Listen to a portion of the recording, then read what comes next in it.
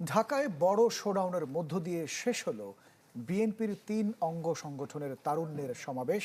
নয়াপল্টনের লাখো তরুণের এই সমাবেশ থেকে জোর দাবি ওঠে নির্বাচনের দিনক্ষণ ঘোষণার। লন্ডন থেকে ভার্চুয়ালি যোগ দিয়ে ডিসেম্বরের মধ্যে নির্বাচনের দাবি জানান দলের ভারপ্রাপ্ত চেয়ারম্যান তারেক রহমান।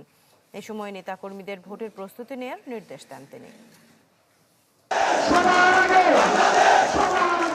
তারুণ্যের স্লোগানে মুখর রাজধানীর নয়াপল্টন।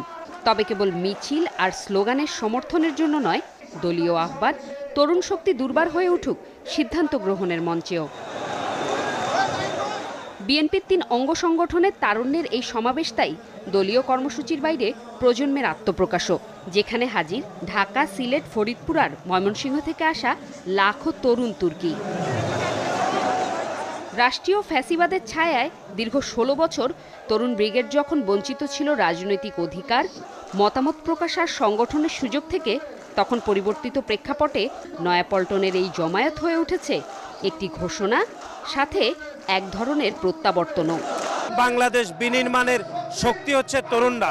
সেই তরুণদের মতামতের ভিত্তিতে আগামীর বাংলাদেশ কিভাবে বিনির্মাণ করা যায়, অথবা আমাদের দল কি চিন্তা ভাবনা করছে তরুণদের বিষয়ে, সেটি আজকের প্রতিফলন হবে। তারুণ্যের যে রাজনৈতিক অধিকার, সেই অধিকারগুলো প্রতিষ্ঠা করতে হবে। তারুণ্যের রাজনৈতিক অধিকারের মধ্যে প্রথম অধিকার হচ্ছে ভোটাধিকার। বাংলাদেশ জাতীয়তাবাদী দল জনাব তারেক রহমানের নেতৃত্বে এই যে নতুন গণতান্ত্রিক রাজনীতির যে ধারা চালু হচ্ছে, এতে খুব দ্রুত বাংলাদেশ উন্নতির পথে এগিয়ে যাবে।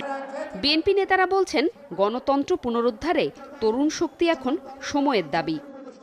আমরা এই তারুণ্যের শক্তি দিয়ে বাংলাদেশকে সেই জায়গায় নিয়ে যাব, শান্তি, প্রগতি, সমৃদ্ধি এবং একটি সমৃদ্ধশালী দেশ হিসেবে আমরা এগিয়ে নিয়ে যাবো ইনশাআল্লাহ। এদেশে গণতন্ত্র ফিরিয়ে আনার জন্য মুখ্য ভূমিকা পালন করেছে এদেশের তরুণ সমাজ, ছাত্র সমাজ। নির্বাচন অবশ্যই দরকার।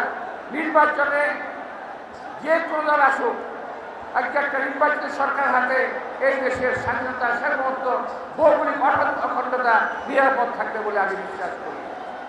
লন্ডন থেকে ভার্চুয়ালি যোগ দিয়ে নেতাকর্মীদের নির্বাচনের প্রস্তুতি নিতে বলেন তারেক রহমান।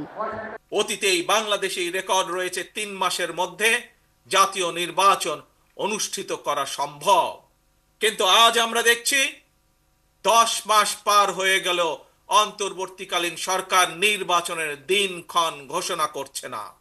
অন্তর্বর্তীকালীন সরকারের প্রতি আহ্বান, আগামী ডিসেম্বরের মধ্যেই জাতীয় নির্বাচন অনুষ্ঠিত হতে হবে। ঢাকার মধ্য দিয়ে শেষ হলো বিএনপির বিভাগীয় তারুণ্যের সমাবেশ। এটাই সময়ের দাবি। তারুণ্যের রাজনৈতিক অধিকার কেবল স্লোগানে নয়, সংগঠনের নেতৃত্বে এবং নীতিতে প্রতিফলিত হোক। উত্তরটা সময় দেবে, যদিও তরুণরা স্পষ্ট করেছে তারা শুধু অংশ নিতে নয়, অংশীদার হতে চায়। জুমাতুল বিদা, চ্যানেল 24, ঢাকা।